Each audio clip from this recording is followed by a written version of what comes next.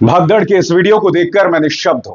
मैं आज आपसे कुछ सवाल पूछना चाहता हूं। ये जो वीडियो सामने उभर कर आया, मैं आपको बतलाना चाहता हूं कि कई पत्रकार और समाजवादी पार्टी के कई नेता जो हैं इस वीडियो को पेश कर रहे हैं।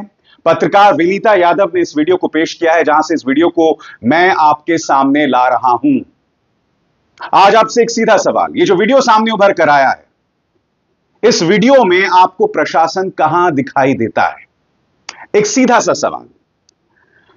श्रद्धालुओं को 15-15, 20-20 किलोमीटर तक चलवाया गया पुलिस की निगरानी में, मगर जब घाट की बारी आई तो आप देख सकते हैं कि किस तरह से श्रद्धालु भाग रहे हैं। यह वो भारतीय जनता पार्टी है जो धर्म के आधार पर लोगों को बरगलाती है, लोगों को हाँकती है। तुम इस भीड़ को जब तट आया जहां पर स्नान लेना था, वहां पर तुम हाँक नहीं सके।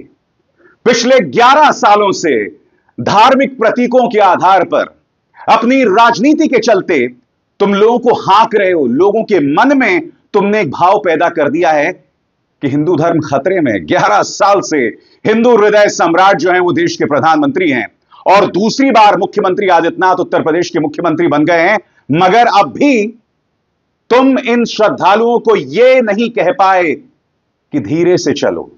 वहां पर कहीं पर भी पुलिस नहीं दिखाई दे रही। मैं आपसे समझना चाहता हूं, यह आपराधिक लापरवाही किसकी है?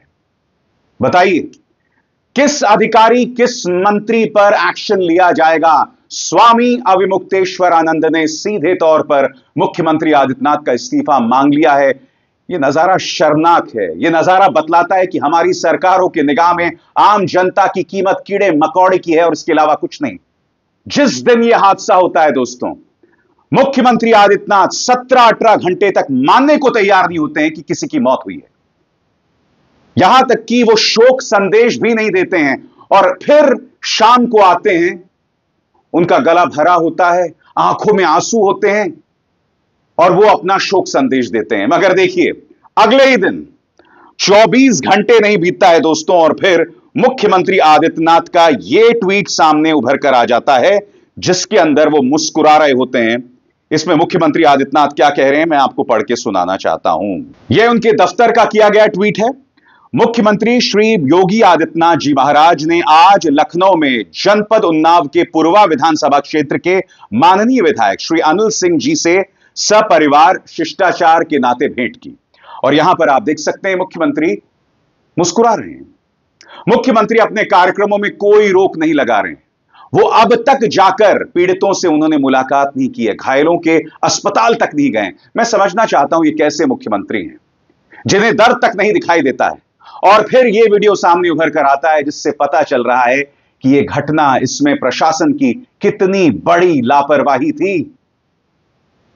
आप अब भी अपनी जिम्मेदारी को नहीं समझ रहे हैं। अब भी हेल्पलाइन नंबर नहीं है, जो मैं बार बार अपने शोज में कह रहा हूं। सीधा सा सवाल, इतनी बड़ी घटना हो गई, एक नहीं दो घटनाएं, दो घटनाएं, 60 मौतों की बात की जा रही है कम से कम। और यह सिर्फ आधिकारिक आंकड़ा है। खैर, आधिकारिक आंकड़ा तो 30 का है शायद।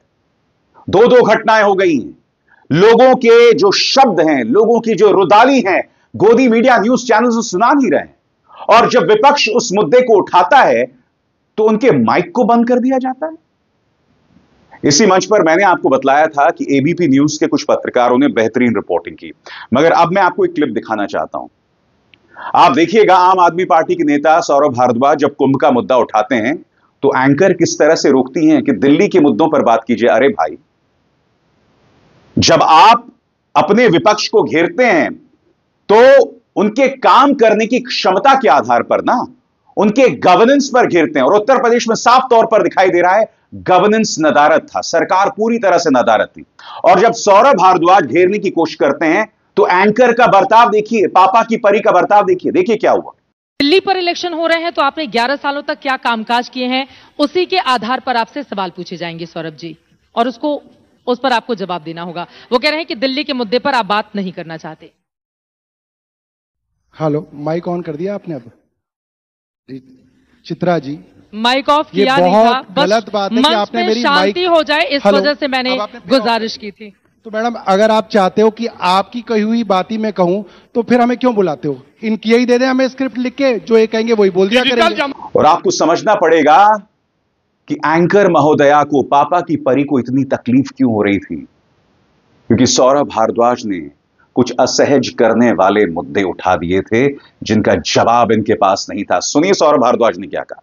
तो वहां पे महाकुंभ की अरेंजमेंट देखनी थी, वो अरेंजमेंट छोड़ के दिल्ली के अंदर रैलियां क्यों कर रहे थे? आपको वहां नहीं होना चाहिए था, आपको महाकुंभ में होना चाहिए था। आपने बुला लिया, मतलब मैं किसी को बुला लूं और मैं उठ के कहीं और चला जाऊं, कौन मैनेज करेगा? इसीलिए तो किसी की जवाबदेही नहीं तय हो पा रही। क्यों नहीं हो पा रही? क्योंकि आपने वहां पे प्रशासन नहीं चलाया और आपको प्रशासन चलाना आता भी नहीं है। आप झूठ बोलते हैं कि आपको प्रशासन चलाना आता है। और सबसे शॉकिंग बात, ये जो संस्कारी पॉलिटिकल पार्टी का प्रचार तंत्र है ना, इतना बेहुदा, इतना बेशर्म है, मैं आपको क्या बताऊं। अब ये लोग अफवाहबाजी में लग गए हैं दोस्तों। प्रयागराज में हुई घटना ने पूरी दुनिया का दिल दहला दिया है, क्योंकि जो कल घटना हुआ था इसे देखकर पूरी दुनिया में इस समय यही कुंभ मेला की चर्चा हो रही है। क्योंकि कुंभ मेला में 12 करोड़ लोग गए थे और जिस प्रकार से लोग भाग रहे थे, दौड़ रहे थे एक दूसरे के ऊपर, न जाने कितने लोग कुचल के वहां पर मारे गए और कितने लोगों को तो पता ही नहीं चला कि वो कहाँ बिछड़ गए। लोग अभी भी अपने परिजनों को खोज रहे हैं, कि परिवारजनों को, कि कहाँ पर हमारे परिवार है, बिछड़ गए हैं जो लोग। कुछ लोग तो ये भी नहीं पता है कि हमारे घर के लोग हैं भी या मारे गए हैं। क्योंकि कल के जिस तरह से लोग भाग रहे थे, दौड़ रहे थे, चप्पल छोड़ के अपने, मतलब कि सारे कपड़े ऐसे छोड़ के दौड़ रहे थे कि वहां पर जहां पर घटना हुआ है उसे देखकर आपका भी दिल दहल जाएगा। और फोटो के माध्यम से तो आप देख ही रहे। दोस्तों, अगर मेरे चैनल पर नए हैं तो मेरे चैनल को सब्सक्राइब अवश्य कर लीजिए, क्योंकि ऐसे अपडेट आपको हम देते रहते हैं। क्योंकि प्रयागराज के जो भी अपडेट होगा आपको और भी आगे देंगे, और क्या प्रयागराज में चल रहा है और कब क्या हो रहा है ये भी अपडेट देंगे। दोस्तों, प्रयागराज का इस घटना ने पूरी दुनिया को दिल दहला दिया है और इस घटना के बाद सवाल अब उठाए जा रहे हैं सरकार पे, वहां के प्रशासन पे, वहां पे जो भी लोग की ड्यूटी लगी थी उन पर सवाल उठाए जा रहे हैं। तो दोस्तों, अगर मेरे चैनल पर नए हैं तो मेरे चैनल को सब्सक्राइब कर लीजिएगा, ताकि मिलते हैं अगले वीडियो में।